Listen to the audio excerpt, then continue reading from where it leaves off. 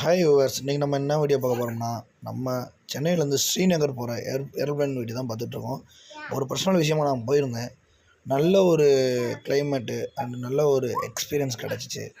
நல்ல ஒரு நீங்களும் என்ஜாய் பண்ண நினச்சிங்கன்னா கொஞ்சம் காஸ்ட்லியான சுற்றுலாத்தலம் தான் இது.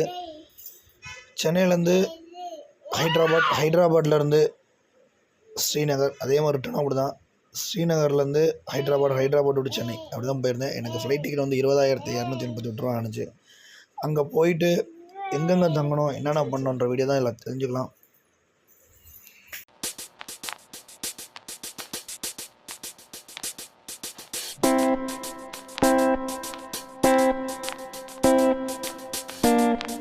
இருந்து ஹைதராபாத் ஏர்போர்ட் வந்தடைஞ்சோம். அங்கே பார்த்தீங்கன்னா ஏதாச்சும் நம்ம சாப்பிட்ணுன்னு நினச்சோம்னா ஒவ்வொரு பொருளும் சரியான காஸ்ட்லியாக இருக்குது. நீங்கள் என்ன பண்ணுங்கள், வீட்டிலேருந்து வரும்பொழுது எல்லாம் கட்டிட்டு வந்தோம்னா வெளியவே வந்து என்ன வேணுங்கிறத எடுத்துக்கலாம். கடைசியாக நான் அடுத்த ஃப்ளைட் ஏறி கரெக்டாக நான் ஸ்ரீநகர் ஏர்போர்ட்டுக்கு ஒரு ஆட்டோ பிடிச்சி கரெக்டாக வந்தாச்சு. அங்கேருந்து நான் தேவையான இடத்துக்கு போகிறதுக்கு ஆட்டோக்கு ஒரு 350 சார்ஜ் பண்ணுறாங்க. நான் போய் தங்கி இந்த ரூமு ஹோட்டல் காஷ்மீர் பேலஸ். இந்த ஹோட்டலில் ஒரு 1,800 சார்ஜ் பண்ணுறாங்க. அடுத்ததாக சோக்லார் அப்படின்ற ஒரு இடத்துக்கு நான் இங்கே விசிட் பண்ணேன். அந்த இடம் தான் இப்போ நீங்கள் பார்த்துட்ருக்கீங்க.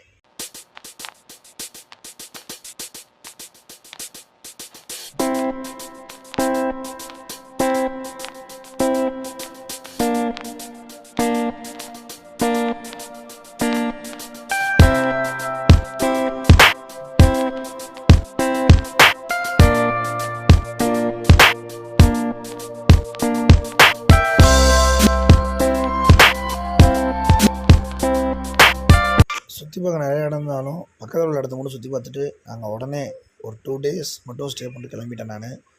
ஏன்னா அங்கே வந்து சீசன் வந்து கோல்டு சீசன் ஸ்டார்ட் ஆனதுனால என்னால் அங்கே இருக்க முடியல. குறுகிய கால வீடியோ மட்டுமே என்னால் பண்ண முடிஞ்சிச்சு. நீங்களும் போனீங்கன்னா அங்கே என்ஜாய் பண்ணிட்டு நான் அந்த ரூமை அதெல்லாம் பிக் பண்ணிங்கன்னா உங்களுக்கு பட்ஜெட்லாம் இருக்கும். கடைசியாக நான் போனது அங்கே இண்டூர் ஸ்டேடியத்தை போயிருந்தேன். அந்த வீடியோ அதையும் இதில் காட்டுறேன். இந்த வீடியோ பிடிச்சிருந்துச்சு அப்படின்னா லைக் பண்ணுங்கள், ஷேர் பண்ணுங்கள், கமெண்ட் பண்ணுங்கள். தேங்க்யூ.